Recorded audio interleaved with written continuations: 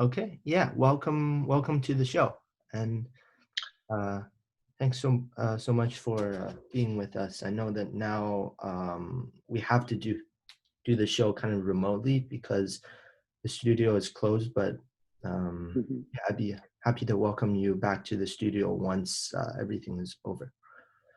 Sure, no problem. So, for our viewers, I just want to quickly introduce Mr. Wei, and I'll just quickly read your bio right here. As CEO, Mr. Shin Wei is responsible for setting the overall direction and product strategy at Ivy Max. His industry experience includes 24 years in advanced software design, 15 years as a senior executive, and 2 decades of college counseling expertise. Mr. Wei began his career on Wall Street while attending graduate school at UPenn. He then joined Anderson's Advanced Technology Groups in Chicago as a senior manager before founding Advent. Is that how you pronounce it? Advante. Advante, a strategic consultancy where he served as senior advisor and acting CTO and VP of engineering for internet startups. He later joined Bryant's as the managing principal and director of professional services. At Bryant's, a wireless enterprise software company with $200 million in VC funding, he built professional services to an 80-person organization that served more than 50 Fortune 500 companies. In 2000, Mr. Wei started helping aspiring students get admitted to Harvard, Princeton, Yale, UPenn, Stanford, MIT, Caltech, UC Berkeley, UCLA, and other prestigious universities. Subsequently, Mr. Wei co-founded Ivy Max with Dr. William Miller, the former Stanford provost and VP, and others to specialize in premier college planning, applications, and test prep services utilizing industry best experts and the state-of-the-art memory engine online technology. Mr. Wei has been frequently featured in Singtao Chinese radio, KTSF TV 26, EPTV, LA 18, KSCI TV, the largest Asian language TV station in America, and other leading print and on-air media in the US and Greater China. Mr. Wei holds a BSE and MCE in computer science and engineering, both from the University of Pennsylvania. Wow, that's a long bio. So I guess to start off the show, I'm curious to hear really what Ivy Max does and what the goal of Ivy Max is. So could you kind of go through that for us? Sure. Well, for the last 15 years, our mission has stayed the same. A group of us founded IBMax in 2004, really to sort of change the direction that most Asian or Chinese American families had on their kids' education. So as you know, traditionally, Asian families um, pay big attention to their kids' education. That's for sure. But in the U.S. education system, the same as they were used to in China, in Taiwan, and other.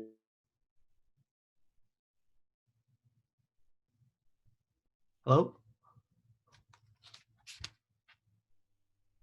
So in the US, especially for the top tier private schools, the elite education system Right. really focuses on the whole child.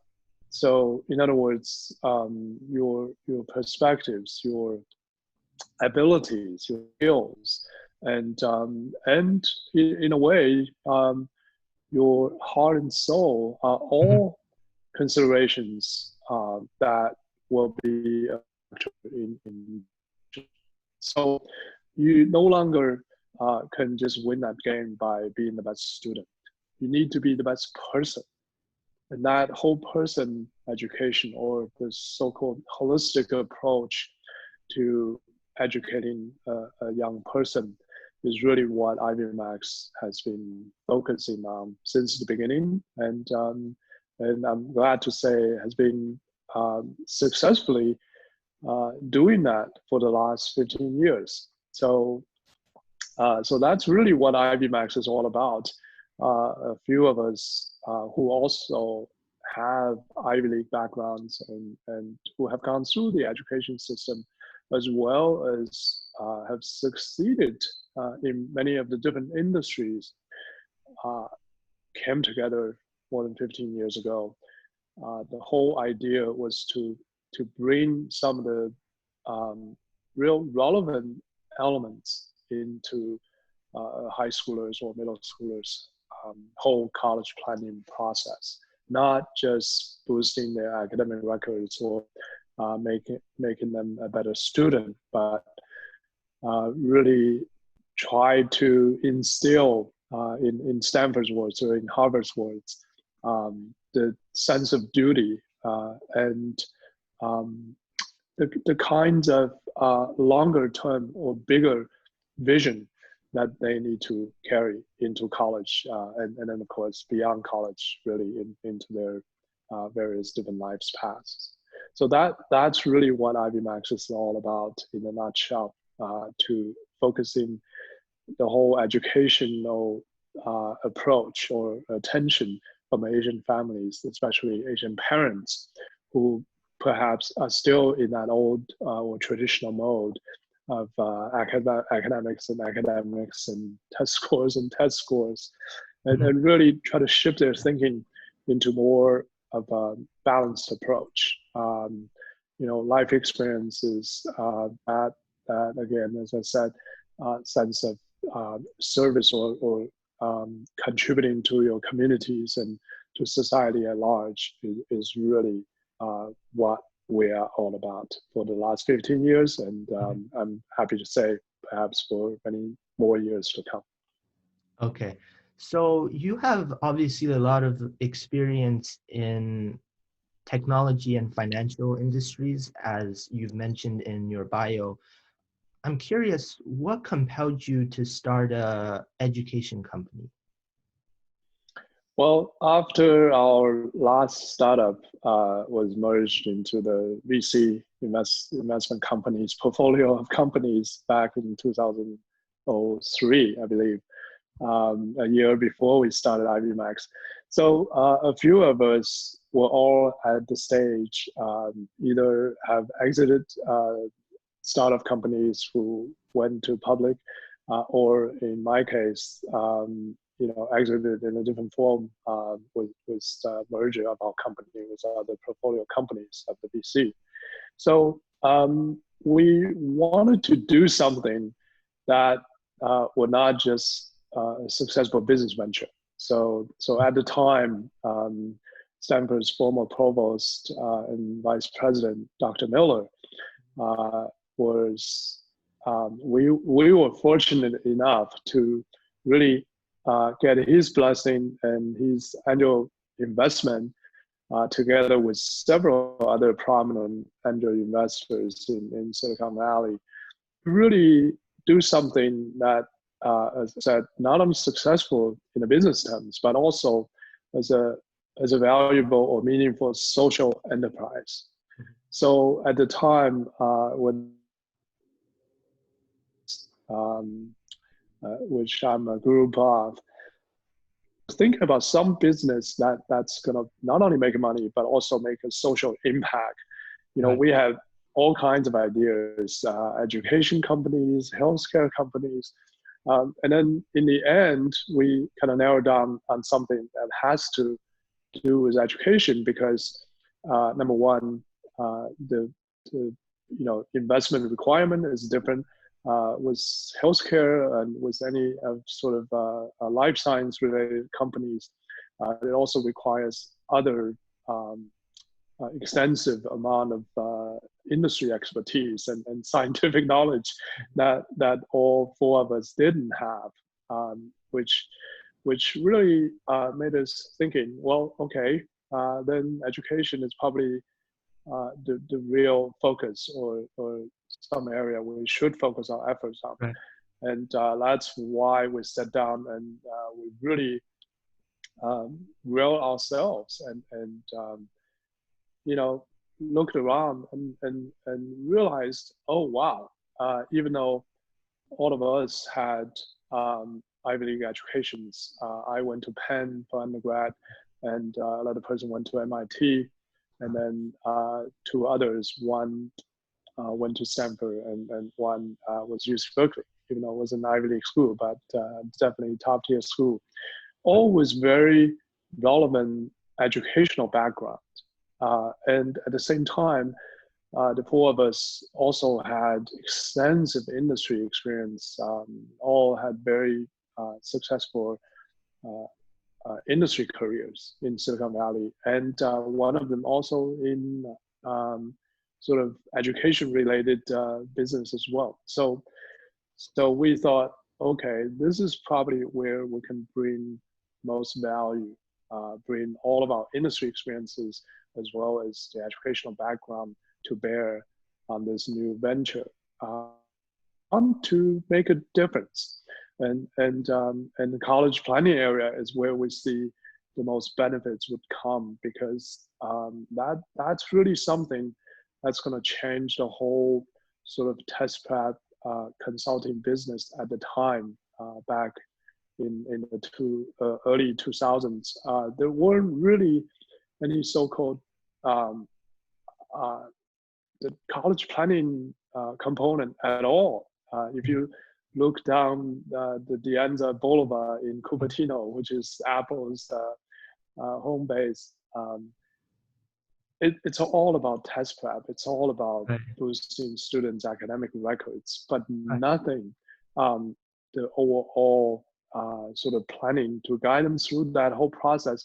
So they pay a little bit more attention, if not much more, almost the central focal point of their high school career on these other softer qualities, on you know, a person's perspectives, and on a person's so-called empathy and you know, personality, and many of the Right. other softer things. Right. And so we thought, well, it's going to be education, going to be something really focusing parents and students' efforts on developing many of these softer qualities. So that's what we started back in 2004, and I'm happy to say that that is still our central mission even today. Okay. And the education industry is huge, just for California, and especially for Chinese and Asian communities. And, you know, Sure. just driving around the Bay Area, I can find so many counseling services, and also test preps and business like that. And I was wondering, do you see Ivy Max as 100% a competitor to the other businesses, or do you feel that there's something that, as you said, that makes you unique, that people might consider you guys over other services? No, I don't think so. I think there are quite a few fundamental differences.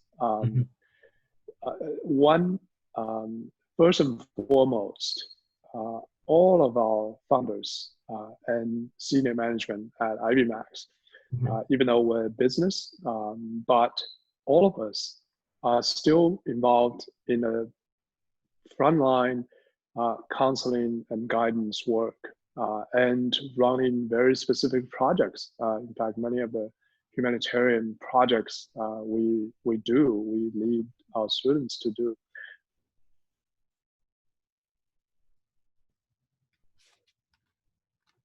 If not for the virus pandemic that's going on, and we all kind of stay at home and do our work now, for the last 9 summers and winters during Christmas breaks, I've been leading students on these humanitarian efforts all over the globe, in Costa Rica, in Nepal, and certainly in many places in China, in many of the developing areas. So literally, I've spent my last 7 summers and 7 Christmas breaks not at home, and not even with my own kids for many of the years since they've grown when went on to college. In fact, my own kids during their high school years and in some of their college breaks when they are freshman, sophomore, um, they went with us to Nepal, to China, to many of the places that we had these humanitarian efforts. So I think that is one thing that all of us at Ivy Max still are proud to say, even after 15 years, after a decade, or after many years of our senior counselors and various different people in various different parts of the college planning process all get involved in these meaningful humanitarian efforts. So we don't just say, okay, these are some things that the kids or the young people need to do to have that transformation and to grow in intellectual capacity as well as their overall empathy or capacity to help others, to contribute to society. We work our talk and we do these projects ourselves as well. So I think that is fundamentally quite different from any other so-called education or test prep companies or consulting companies, where it may be a mere business they perform, even though they all do college planning now, the so-called college planning services. But for us, it's our passion. It's something that we wanted to do, that we wanted to kind of, use our own actions and serve as a model for young people. This is not only just to get into a top tier college. No, it's meaningful in your life as part of your personal development process. And then as such, all of us as adults, whether we have done it before, we should be doing it as well. On all of these projects that we organize for our students.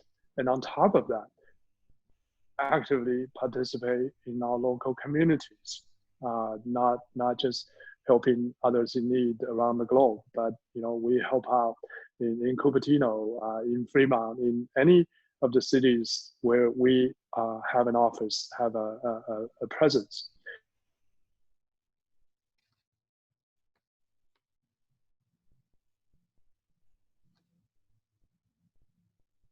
The first line responders in fighting the coronavirus pandemic, as well as this is 2020, which is a presidential election year. So right. We have been active in many communities across California to register voters, to really encourage Asians to vote. Right, that is another big issue I've always had, or you can call it my right. Peeves with many of the Chinese and Asian parents. They left their homeland and they came to the United States all with the big dream to make it economically and financially. But at the same time, they sort of neglect their rights and duties to participate in this society. Exactly. To this day, fewer than 30% of the Asian voters actually vote. And that's a pretty sad state of affairs. So for the last, since the last election cycle, we have been working with many of the local communities and local organizations to really get Asians to register and vote and really voice their opinions and voice their heart. And with many of the political struggles and many of the current challenges, I think it's to really voice their thoughts. So I think that is one of the fundamental differences. The Ivy Max counselors, knows, and many of these other companies, we really focus on many of the substantive and meaningful activities, not just for our students. We all participate in those and actively serve as role models for our students. And I think that is one key. And then the second thing I just mentioned, uh, all of us had high-tech backgrounds when we started Ivy Max. So even though this is an education company, we provide educational services, but technology are all of our familiar territories. So from the beginning, from day one, we have online education components and online technology incorporated into our services. So that's another huge leverage. And of course, because of our educational background, we have been able to obtain Wasc Approval, which are the highest level of approval for any education service providers, including schools like Stanford, Berkeley, or any of the high schools that our students go to. So, so that level of approval or accreditation on an education company is not something that the typical mom and pop shop or many of so-called Cupertinos or Palo Altos or Bay Area's company can enjoy. In fact, I believe we're the only one. So, and then that's why in terms of education services, we are able to provide something that's really higher quality and really at a different level compared to any of these other service providers. And I am a student at Ivy Max, a relatively new student. I joined just this summer for a USCO and AP Physics class. And I've noticed that, you know, the prices for these classes, you know, they're quite pricey. And especially for this summer, I feel that with the coronavirus and since all the teachers are going to be teaching at home and, you know, teaching to students at multiple offices, so that the prices of operation would be significantly reduced and obviously all the offices are closed. Do you feel that there's room for the price to be, for the prices of these classes to be decreased, or do you feel it's pretty good the way it is? Well, there are different angles to that particular issue. Price of education as a whole in the US is really under the microscope right now. We all understand that especially top tier education has gotten more and more expensive and really in almost all cases out of the reach of typical middle class American family. But at the same time, we shouldn't just look at the price issue. Really, the value you get for that price is one aspect you need to consider. But secondly, more importantly, it's always something that you need to look at the bottom line, the out-of-pocket expense from a family when you look at the price for education. So in other words, let me explain that a little bit. If you compare it to the price of Harvard and Berkeley, Harvard is much higher, more than twice as higher as UC Berkeley, right? Yeah. But Right. if you compare the out-of-pocket expense per family, per student, between UC Berkeley's freshman class and Harvard's freshman class, Harvard's is lower. Why is that? Well, price tag is higher, but Harvard is able to provide more financial aid. And these are all free money in terms of aid. It's not a loan, it's a grant, it's a scholarship. So, so the actual per family, per student cost is actually lower at Harvard than UC Berkeley. And at the secondary education level and with college planning and all these educational services as well, it's a similar issue. Number one, you need to look at value, what you get for the money.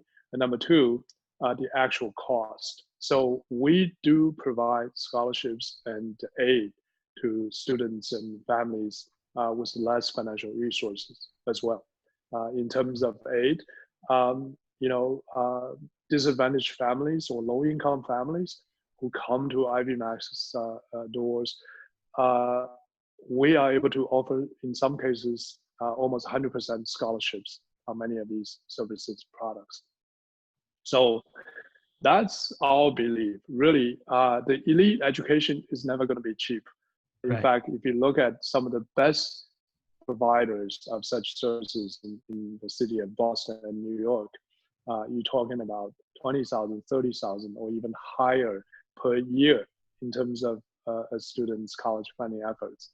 So we never, which is our general practice for the last 15 years, we never lower our price and compete on price with many of the other service providers. I know there are some who came from Southern California to the Bay Area and came to the Bay Area with $2,000 on 15 school application service packages. That's ludicrous, right? That amount of money is not even enough to pay the editors and counselors to do a reasonable job on 15 schools. And yet they offer such prices just to attract people's attention and try to lure parents and students into their fold. And that is not our belief. Price is never or shouldn't be the measure of your sort of value. Whether your value is good, it's not depending on the lower price. It's what you are able to provide. And in our cases, I sometimes, of course, jokingly comment on our participation on many of these, for instance, winter trips and summer trips I mentioned. So, Mr. Wei, you could have stayed home and send 2 or 3 other staff of yours to lead students on these trips. Why do you actually go on these trips personally? And I always tell them it's not measured by the cost, right? Sure, yeah, I can send 2 or 3 other staff, and it's probably still cheaper than I go myself. It's not the equation we put into this whole calculation. I go because the kind of impact I can make on these young people are substantially different, number one. And two, probably more importantly, I go because I wanted to go. I wanted to grow and I want to learn and I want to experience many of these extraordinary transformations that I see in myself and in these other kids. So a lot of times, a lot of these things are not measured by cost or the time and money you put in. It goes way beyond that. And I think when parents look at their students' education, they shouldn't consider that a cost or an expense. It's rather an investment. And I went through that myself with my own children, and I believe, and I strongly believe, the payback is way more than in monetary terms. These kinds of investment that we are able to make in our kids as parents go way beyond the financial returns you'll see in their lifetimes. It's fundamental. It's their future at stake. So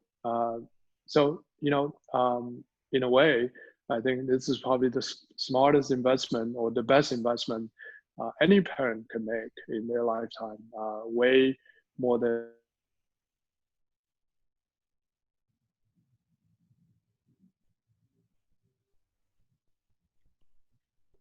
Yeah. One of the main reasons I wanted to have you on the show was to talk about the impact that this pandemic has had on Ivy Max and education as a whole. I had another guest on the show, and he is a teacher at a public school. He teaches computer science, and he told me that this pandemic has had a especially negative effect on the classes I kind of want to see what your perspective is on that and how it really has affected Ivy Max. Sure, of course. Kind of the whole pandemic and the stay-at-home quarantine efforts locally and across the nation have obviously affected many students and families as well. But in terms of education, as I said, since we have been a heavy investor in online technology, this actually has played out uh, relatively um, to the positive side of our Hmm. business. Right. In a way, for example, one of our angel investors was actually Zoom's founder and CEO, Mr. Okay. Yuan. Right. So ever since our beginning, we have been an admin, uh, like really adamant and uh, promoter of Mhm. Zoom and online meeting technology. Mhm. We have used Zoom since the beginning of Zoom's existence Mhm. for our company meetings and for many of the remote students we serve. Again, as I said, even though we have offices and learning centers across California, but we actually have students from all over the US. We have students from Florida, Texas, and even the Midwest in Chicago, many students in Seattle, and of course, in the Asian population centers like New York, Boston, and many other places. Right. So over the years, we have developed that online business to serve our students effectively through online technology, through internet tools, and Zoom in particular. So, um, so when this pandemic hits, for example, all of our online class, or all of our offline classes, including SAT classes, and certainly all of the College Board approved AP classes turned online, because that's the only mode of education now that you can provide and students can receive. So in a way, it wasn't a drastic shift in our business practices, or at least wasn't as much of a shock to us as to many of the public schools settings. Right. Because yeah, in their settings, I totally understand you have such a large class in Mhm. most cases, and if you turn that online and without proper support, a teacher will be overwhelmed because he not only has to teach, has to carry all of the academic side of the responsibilities, but he has to play, sort of, uh, I don't want to use the word police because that's such a sensitive word these days, Yeah. but you almost have to police the students in terms of Yeah. their behaviors and their attention span and everything else online. And that is just not possible. This is why, for instance, in all of our online class settings, we have not only the instructor who's going to teach the content, but also a class manager who's going to monitor the students' behavior and make sure their videos are on and they are paying Right. attention to the instructor, and they do their homeworks and all of that. So we have a TA and a class manager uh, in addition to almost every one of our AP online classes. So that's why, as far as our parents are concerned, students are not kind of left behind or left unattended, even though it's an online setting. But besides the academic content that the teacher is able to deliver through online platforms, these other people are also watching their students and helping their students succeed in their classes. So I think that's quite different from a typical public school setting where teachers are all overloaded already Right. with too many classes and too many large classes with many students, and they don't really have the support and help they needed to succeed. So yeah, so I really emphasize with the challenges that many of the school systems are facing, Mhm. and you are actually talking about good public schools. I mean, Right. if I can enlighten you, schools in Right. East Palo Alto, Mhm. in Oakland, they don't even have online classes because many of the students don't have computers, don't have internet access at home. So they are left way behind. In some cases, we've heard from some of the schools officials in Oakland, for the last 3 months, many of their students had done nothing. They Mhm. didn't even have homeworks because with homeworks, Yeah, they couldn't even turn them in. right. So the teachers then decided not even to assign any homeworks because students are not able to submit them anyway. That's going to be a huge challenge going forward, Mhm. right? How do we perhaps expand our offerings to many of even the non-typical circles of students beyond Ivy Max's reach, and able to help them as well going forward. So this kind of comes to one of your earlier questions. So for many of those kind of situations, we are actually actively working with school districts to provide some of these classes at no cost or low cost to students coming from Oakland or many of the pockets of underserved or low income families.